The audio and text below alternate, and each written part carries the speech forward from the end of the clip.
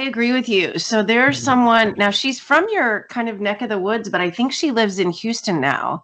But I think she's originally Australian. Her name is Dr. Caroline Leaf, and that's Leaf. Uh-huh. She is a neuroscientist who writes all about how to, like, scientifically, the studies that she's done, how we rewire our thoughts biologically. And so it might be very interesting to you. I think one of her last books was called Clean Up Your Mental Mess. Wow. Thank you. She has a neuroscience institute in Houston, which is like next on my radar to actually go to after I finish my PhD. But I think it's Houston now. But I've been following her and reading her material. She used to have a program that I did like 20 years ago. It was called the 21-Day Brain Detox. Brain Detox. And now she has an app, and it's like called the Neurocycle app, I think. And so it's like a 90-day kind of program to rewire your thoughts. But it's really interesting. It would be interesting to see how, like, biologically and physiologically, it lines up with the behavioral science that you're doing for rewiring your thinking. Wow, thank you so much for sharing. Yeah, I'll connect with Caroline Leaf, right? I'll connect with her later after this one. Yeah. So what made you remember about her program 20 something years ago? Because I still use it all the time. And I've been rereading, I always buy her newest books when they come out. She's gotten a lot more notoriety. She was just on an interview with Mel Robbins recently, and I was like, oh, look at her getting famous. When I started using her, I was really, it's not been quite 20 years. Maybe 15 years ago, I got really sick. I had chronic Lyme disease, and it caused a lot of brain swelling. I had to have actual surgery and a few other things that were, I was almost lost my vision and wasn't able to drive for like a year and a half. So it was really a very difficult time period. And someone told me about the 21-day brain detox. And originally I thought, well, I'm a pretty positive person. I don't really need to rewire my mind, right? I'm a very faith-based person, and I just believed in hope and prayer and was working on healing my physical body. And what I found out when I started doing the 21-day brain detox, I talk about it a lot when it comes to our negative thought processes, right? The negative voices that really speak to us, and they sabotage us.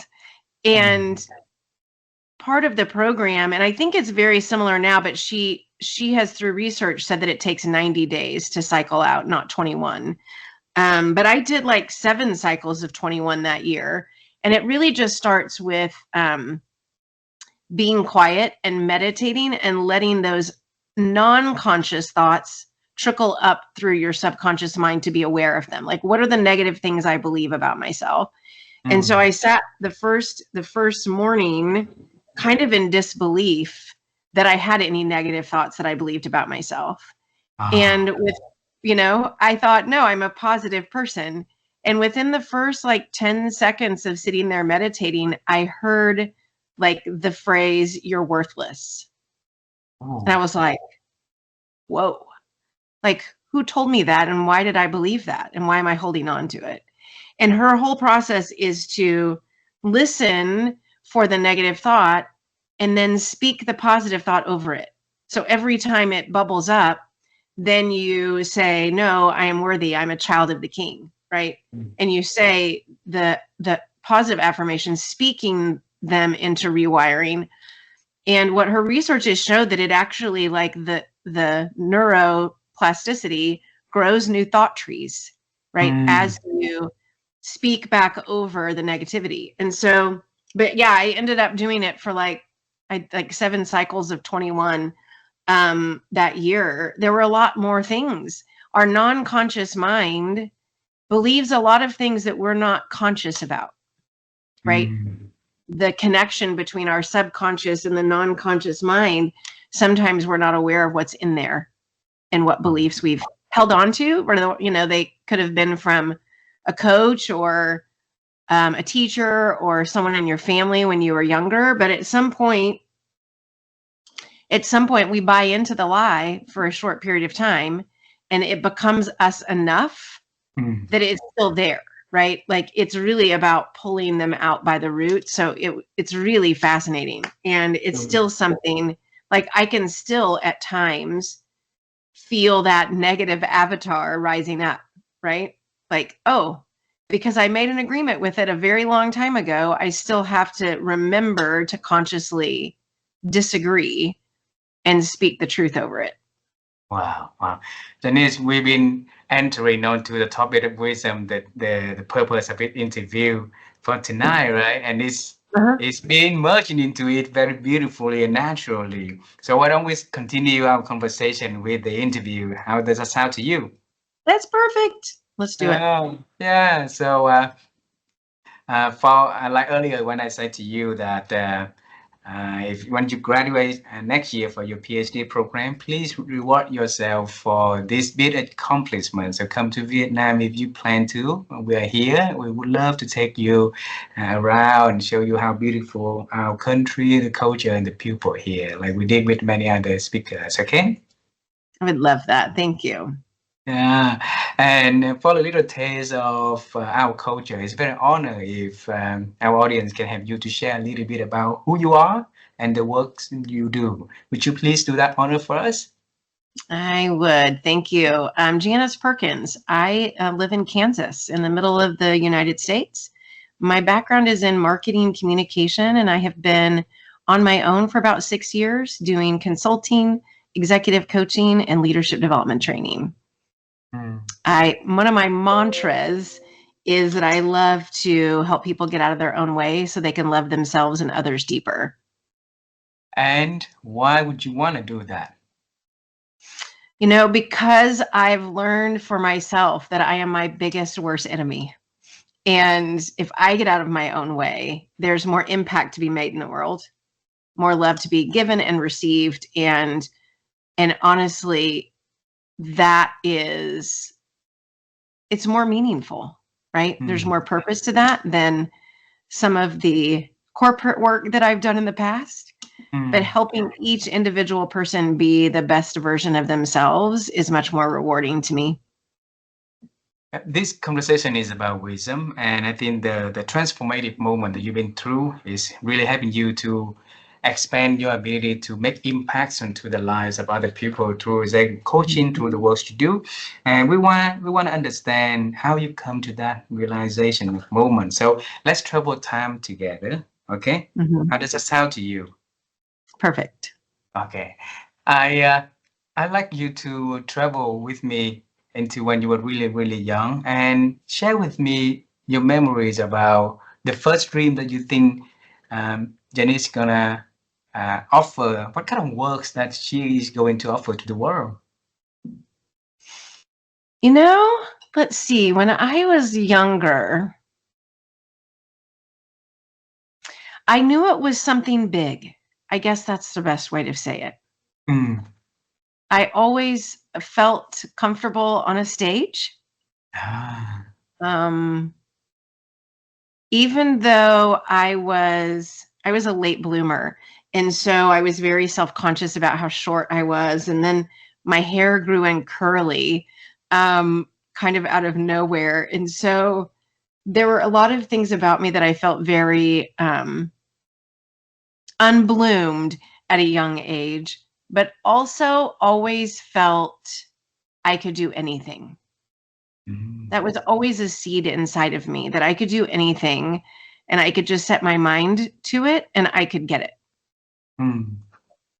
So was that in nature, that the way you grow it up like that, or in nurture, or in family, there was somebody in your family had that, mentality as well that influenced you? I think it's some of both. I have 2 sisters. We've talked about it often. I do believe I was raised by parents that didn't put limits on us. So the world seemed limitless, right? And the way they exposed us to the world, so to speak. My parents were both into music a lot. And so when we did travel, we always went to see musicals and shows and orchestras. And there's something about the creative world that does allow for that limitless feeling. So I think that's part of it. I also feel like, and in studying people and leaders for years, I feel like I was born to attack challenges. So they invigorate me. Difficulty, challenges, problems. I'm a solution maker, and I really love conquering things. If you tell me it's going to be hard or it's impossible, it makes me want to do it more.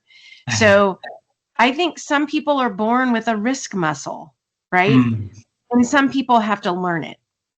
But I was definitely born with a stubborn perseverance to overcome, and the overcoming is very exciting to me. So explain to us, like, what exciting, how does it look like to you when you talk about, you know, like obstacles or challenges? Is something that excites you? It does excite me. It's almost like being, you know, I don't know if they have them in your country, but they have them here. The escape rooms. Do they have those there? Yes, Okay. my children play that. I never went there, but I took them there. Yes. Tell me, So yes. just the process of solving a mystery is very exciting. And the process itself is more fun than the actual outcome, right? I think that is just something that's innate to me, that difficulty brings out the best in me. Difficulties bring the best out of you, right? So when you say that the world is limitless to you, if it can bring you to a moment that somebody give you the first piece of wisdom that you still remember up until today, what would that piece of wisdom? Who's that person, if you still remember? I don't know if I remember it being imparted as wisdom, but there are two people that made a very giant impact on me when I was younger. My grandfather was one of them. He was actually a pastor, and it wasn't even the way he was a pastor. He was incredibly generous and kind and very faithful. But it was his intellect. He had a very, very strong intellect, and he loved writing. So he'd always be down on his typewriter, his old typewriter. And I love still, like, I found through my mom's things this past year some more of my grandfather's notes, and I love reading. He always was very faithful in writing letters to me. And in particular, he always signed Philippians 1:3, which is, I thank my God every time I think of you. And that has been really seared in my brain as a way that he blessed all of us as grandkids, in the way that he gave gratitude for his family. He also loved to laugh. He was always playing pranks. And I think that his sense of humor taught me a lot. He was very wise in the way he took everything so lightly. What about the second? Yes, sorry. Go ahead. Yes. The second person I met, he was the father of one of my friends growing up. And he was also a quite faithful man. He was a pastor also. And I just remember thinking that the way I was raised in church was not the way that either one of them were. Meaning, I was raised in a quite serious religious environment. And both Reverend Wiggs, his name was Glenn Wiggs, and my grandfather, both were joyful. Like, they oozed joy in a way that just made you want to sit at their feet and giggle. And I just remember both of them having such a profound impact on the way I wanted to experience life. And what age did you realize that, like aha moment? I was probably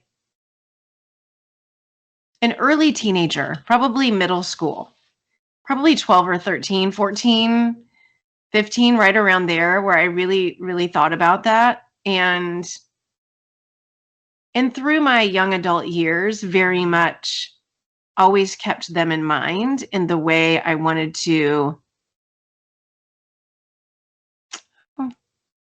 experience the world. Experience the world. Mhm. Right? Mhm. Wow. Yeah. We're gonna get back onto one of the two gentlemen later in this conversation. Let's carry forward with wisdom. And you've been meeting a lot of people and doing a lot of works to help other people to grow, right? So, in your own words, how do you define what wisdom is? To me, wisdom is a combination of gained experience and insight. Mm, And some people describe maybe it's intuition, maybe it's insight, but I think at times um, we are given faithful wisdom, and sometimes we are given human wisdom, mm, and sometimes we gain experiential wisdom, right, by the experiences that take place. And so I think there are a few different layers. I think maturity, emotional maturity, sometimes that's our actual age of maturity, impacts that, right? That mm. the nuggets of wisdom we get handed aren't as impactful until it means something to the age we are, right? Yeah. But I think a lot of that is there's an alignment in our own intuition and our gut level feelings that makes wisdom so profound. I noted in here, you see me up and down as I'm writing notes in here. You said that human wisdom, faithful wisdom, and experimental wisdom. What's the difference between the three? Can you help me to, explain more of that? I really think that some wisdom comes from experience. So I get wiser because I have more knowledge and experience to see the landscape and understand life and people. Hmm. I think that human wisdom can come through relationships and emotion and the way Ah, we relate and love people, right? When we experience a broken heart, how much wiser we are, yeah. right? To know and understand love. And I think faithful wisdom is really that thing that we're kind of born with and is spiritual, right? Sometimes there are situations in which I get a lot of what I would call spiritual wisdom and insight that is not coming from me. It's much bigger than me, and I wouldn't know that information otherwise. How can we make sense or understand that faithful Mhm. wisdom? I think that comes from growing our own faith, right? Mm. And the relationship we have with our creator. It is that the more we spend time with and study, the stronger our decoder key is, right? For understanding that spiritual wisdom. Because earlier I asked you about the people that may have have an impact on you about wisdom. You pick your grandfather who is a pastor, and then your father, your friend's father also who is a pastor. So it's very having the faithful wisdom in here, and then it's also affecting you on that one. So how have you grown that faithful wisdom for you in your life, Janice? What do you do with that? Hmm. I'm a work in progress. I would say the best parts for me, honestly, is in the past few years, meditating. Hmm.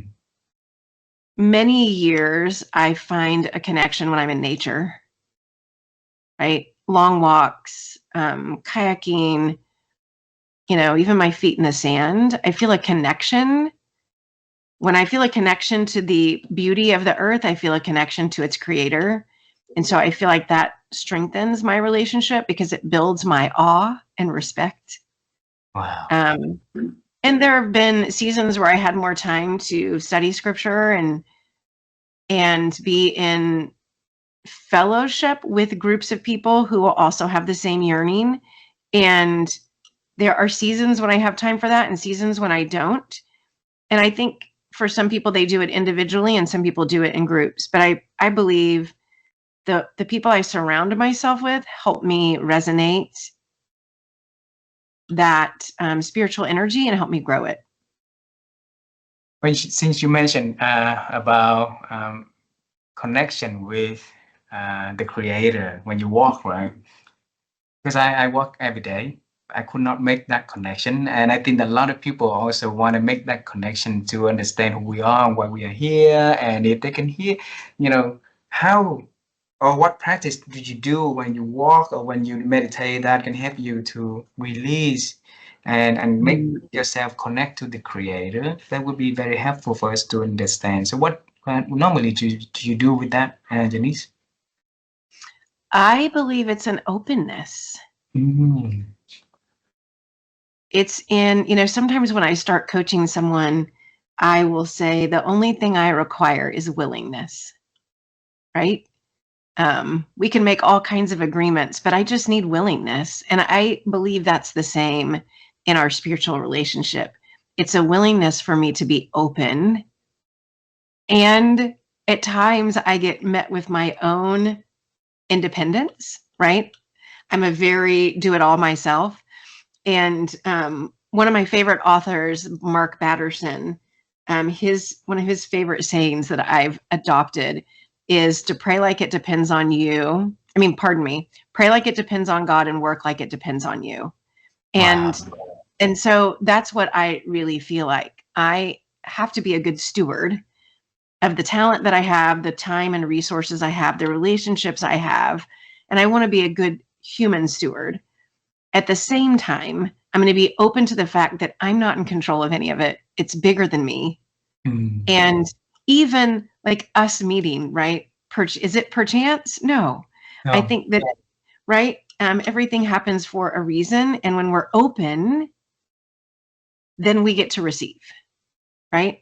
But I could be closed off to opportunity, human opportunity, not just spiritual. And I think that openness is a very big factor. Wow. In my ability to grow spiritually and emotionally. I think openness is something that went with you to everything that you do also. Openness to learning, openness to connecting, openness to trying and experimenting also, right? So where does it come from in your life? Openness? Yeah. How did that grow in you? Yeah. When I was young and naive, it was natural. My friendships and my family were very loving and kind. And so it was very natural to be open. And then I think I learned through negative situations in my adulthood that feeling of being closed off was uncomfortable. And I learned from failure how important it was to remain open. Wow. I've challenged myself at times. Wanting to stop and protect ourselves isn't as rewarding as being open. And part of being a risk taker, I told you at the beginning, I love taking risks and challenges, is I've had to be accountable to myself for that emotionally also.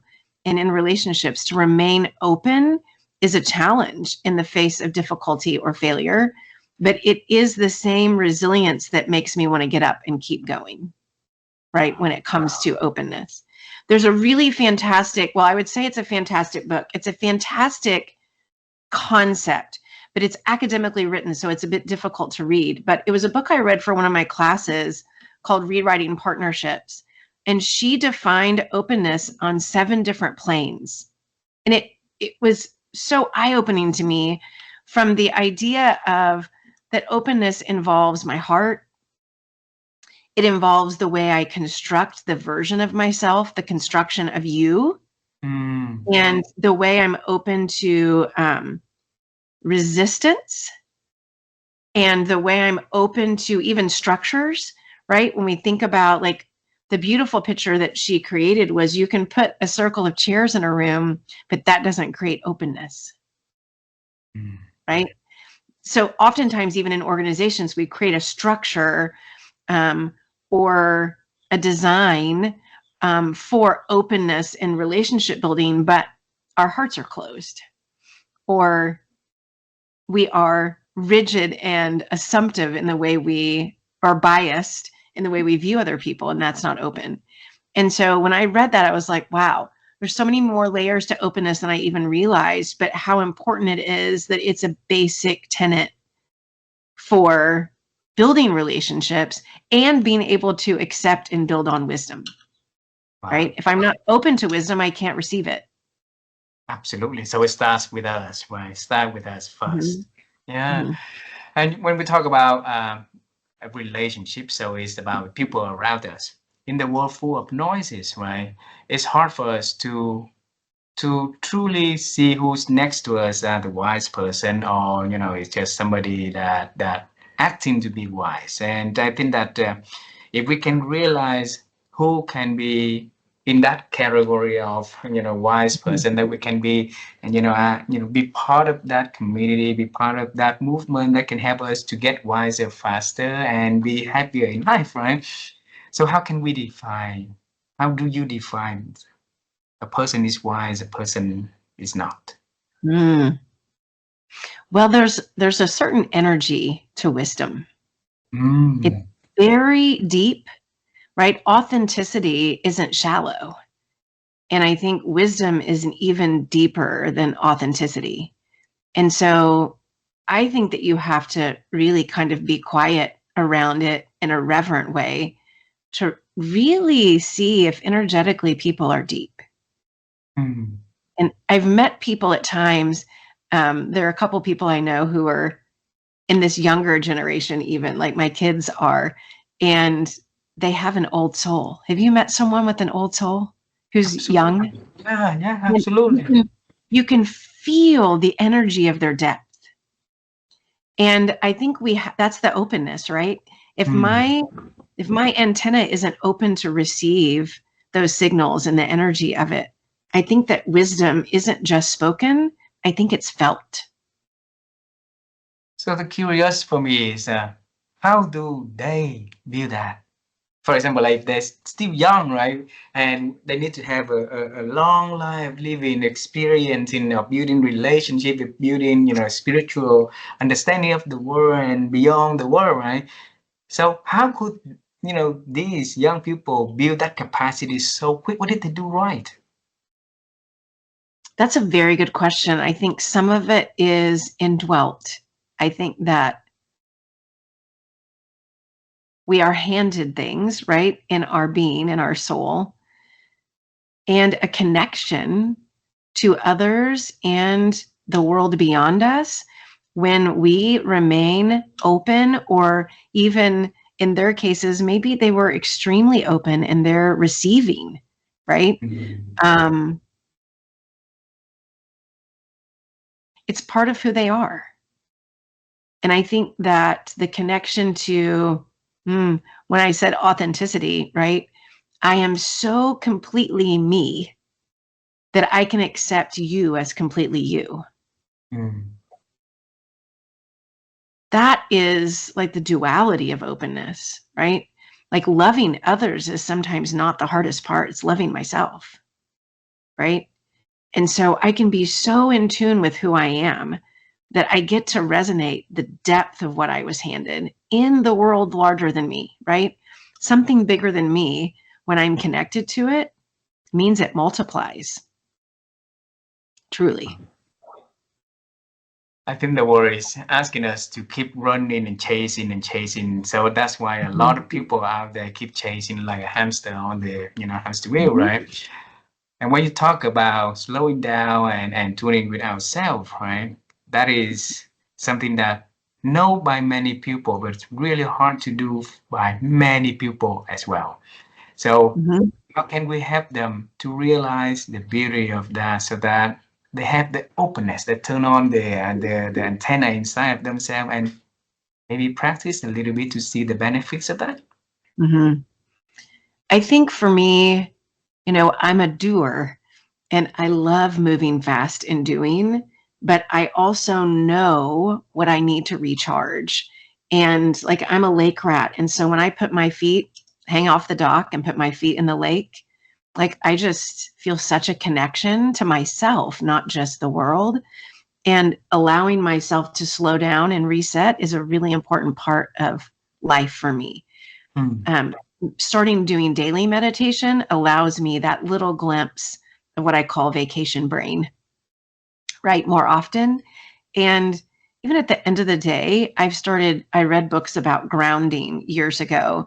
And so when I go in the backyard at the end of the day and throw the ball for the dog, I stick my feet in the grass, barefoot, Mm.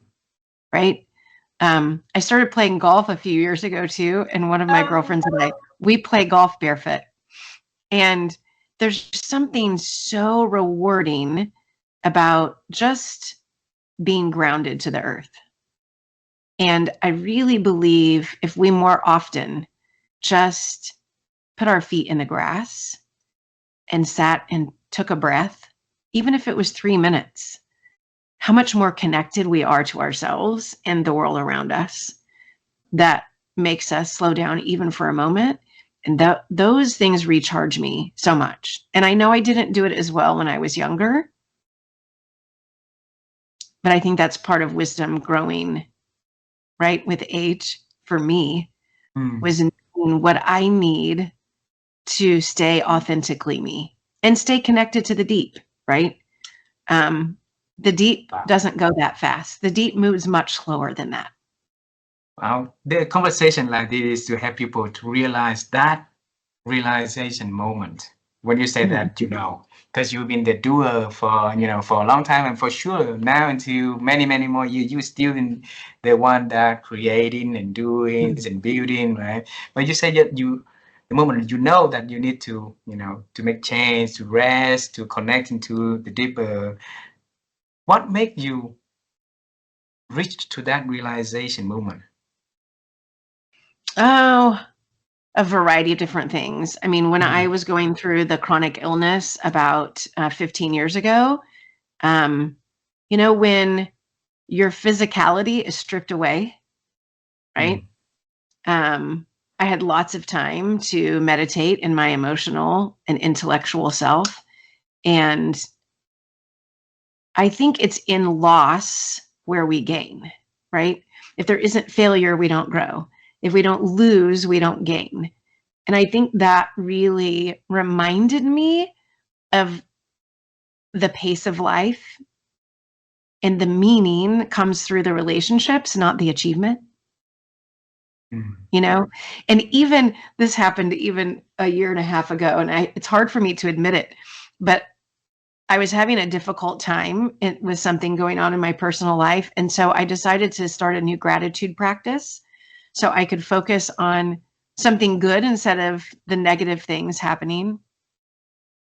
And I did a gratitude practice every morning and evening for about a month. And it made me crankier, which is not supposed to happen at all. It was like, why is trying to be grateful making me cranky? And one of my very wise friends was having coffee with me. And she laughed at me and said, Janice, it's because you're doing gratitude, you're not being grateful. And so right, even now, I can get caught up in and forgetting to do the being before the doing. So What I is the have to remind myself. Yeah, Hmm? sorry. Finish your sentence. I'm sorry, I interrupted. No, just I get caught up in the doing before the being. And it's an ever present reminder. I have notes to remind myself and what I have to meditate on. The being is more important than the doing. Wow, wow.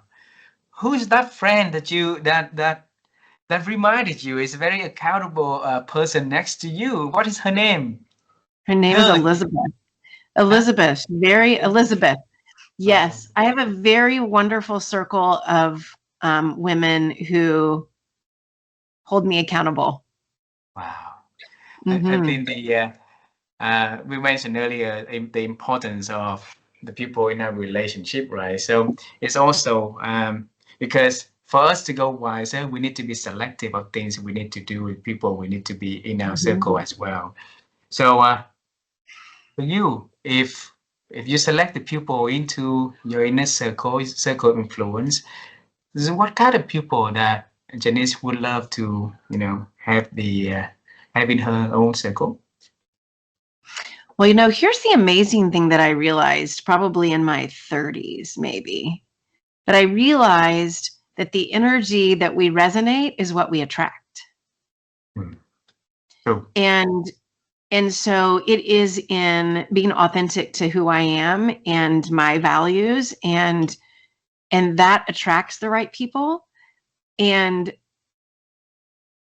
I give them permission to help me be the best version of me. I don't want them to let me off the hook.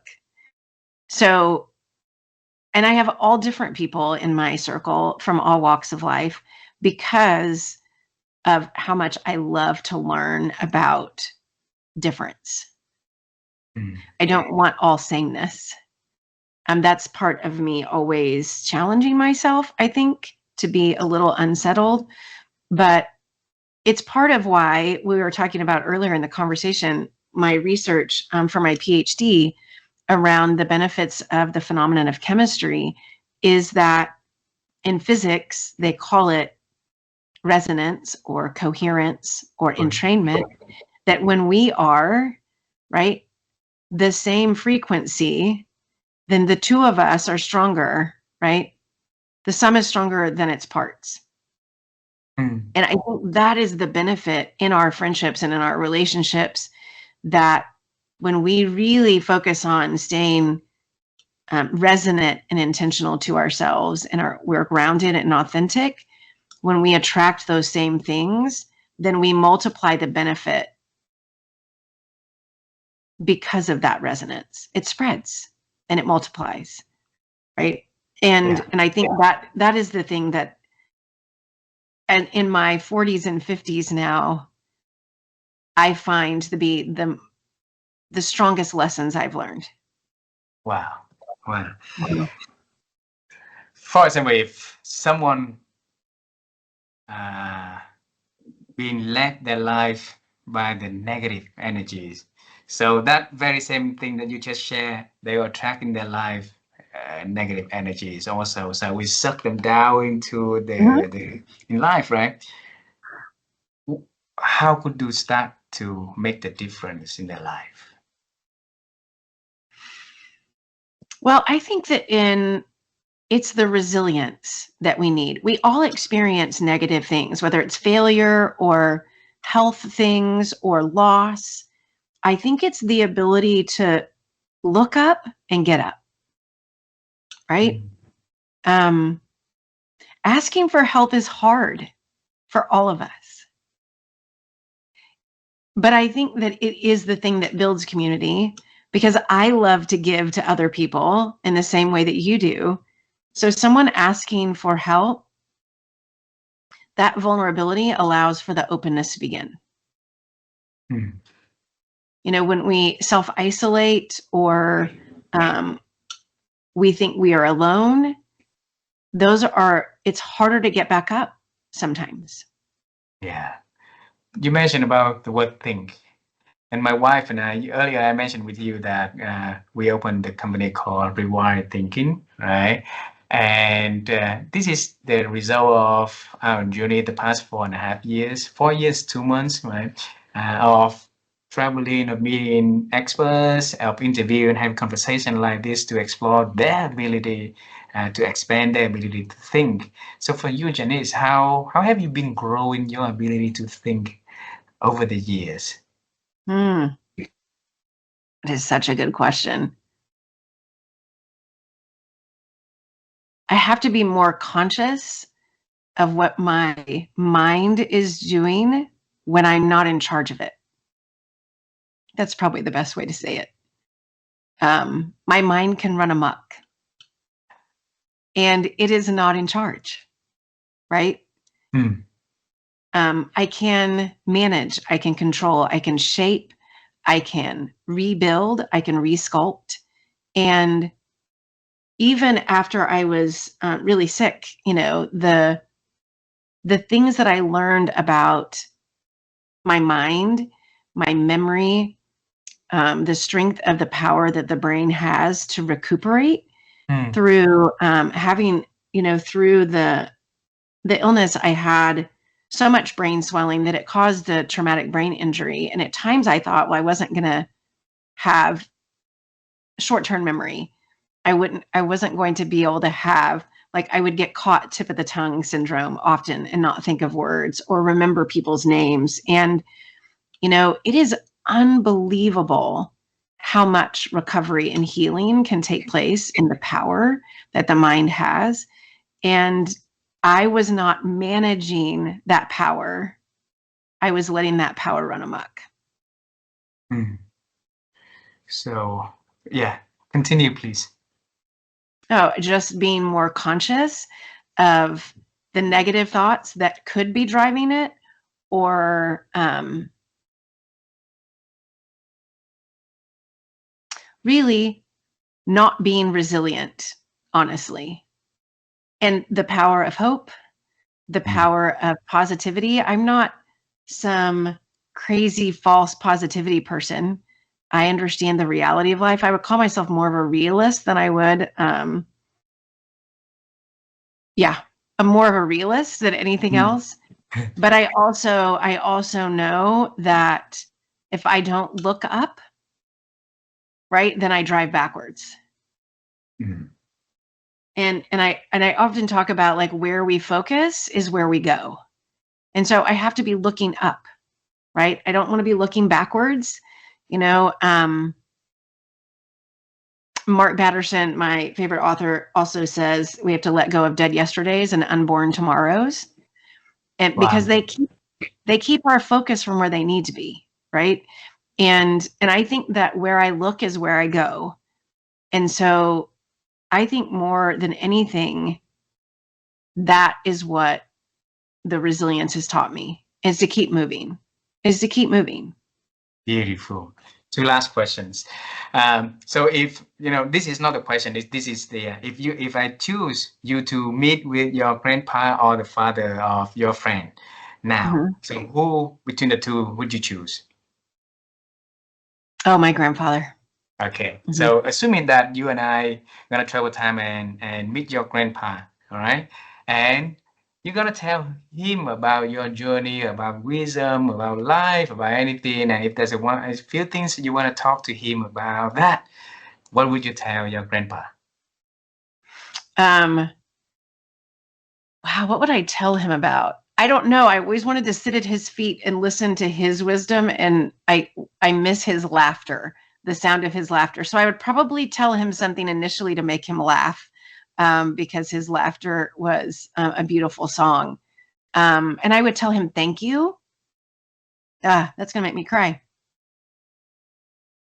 At the legacy that he built, the example that he lived, the joy that he embodied, you know, being open. He was an open man and allowed joy to resonate, and it passed through multiple generations. Wow. I mean, the tears you have is a good Mhm. one. This is Yeah. it's emotional. It's good. So I'm sorry that you had that, and uh, I love you. So Janice, last question is about if there's one piece of wisdom that you want everyone who listen to this conversation is to have in their life. What is that you Mm. want them to have? I really think it comes back to openness. I think that I have to be open to myself, open to others, and open to something bigger than me. I think those three things together weave together the beginning of a beautiful tapestry for wisdom to be born and to resonate in each of us. Wow. Wow. Janice, it's a wonderful conversation, and I learned a lot from this conversation. The emotional writing that we've been having also. We travel time, we learn a lot about the importance of the wisdom of joyful in life, right? And openness. That's very important because that is the leading indicator for curiosity to lead the rest of what we do also. So resilience, you're saying. And well, I really look forward to the opportunity that we be able to meet you in person.